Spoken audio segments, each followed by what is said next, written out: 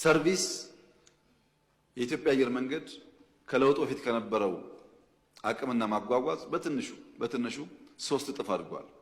በዚህ ዓመት ፕላስ ኦር ማይነስ 17 ሚሊዮን የውጭ ሰዎች አጓጉዟል። በውጭ ሀገር ደረጃ 4 ሚሊዮን በአገር ውስጥ አጓጉዟል። ፕላስ ኦር ማይነስ 21 ሚሊዮን ሰዎች አጓጉዟል። 3 ታይምስ እድገት ማለት ነው ከነበረበት። በዚያው ልክ ያስገኘው ሀብት አለ። ዲጂታል ቅድም እንዳነሳሁት ነው። በንግድ፣ በፋይናንስ፣ በትራንስፖርት በተለይ ደግሞ በኩነቶች ኢትዮጵያ ውስጥ ከ200 በላይ ኢንተርናሽናል ሰሚት አዲስ አበባ ተካሂደዋል ሲባል እንዴት ነው የምናየው? በጣም ብዙ 100 ሺህ ሰው እኮ የተስተናገደው። ከተማው ያጨናነቀው እኮ የኛ ጉዳይ ብቻ አይደለም፣ በየጊዜው ኮንፈረንሶች፣ ሰሚቶች ስላሉ ነው።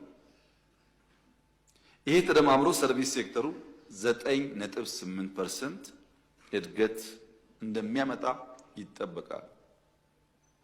አጠቃላይ የፍላጎትና አቅርቦት አዝማሚያዎች ሲታዩ ተጠቅሎ የሚመጣው መስከረም ገደማ ቢሆንም የኢትዮጵያ እድገት 10.2 10.3 ገደማ ማደግ እንደሚችል ያመላክታል።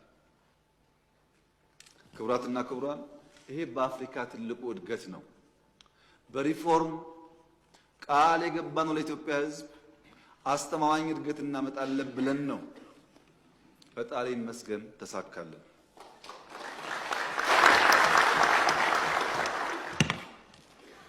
ተሳካለን ሲባል ግን ሩጫችን አለቀ ማለት አይደለም። የሩጫችን አቅጣጫ ትክክለኛ መሆኑ፣ ምንሩጥበት አቅጣጫ ስፒድ ትክክለኛ መሆኑን አረጋገጥን ማለት ነው። ገና ብዙ ስራ ይጠበቅብናል።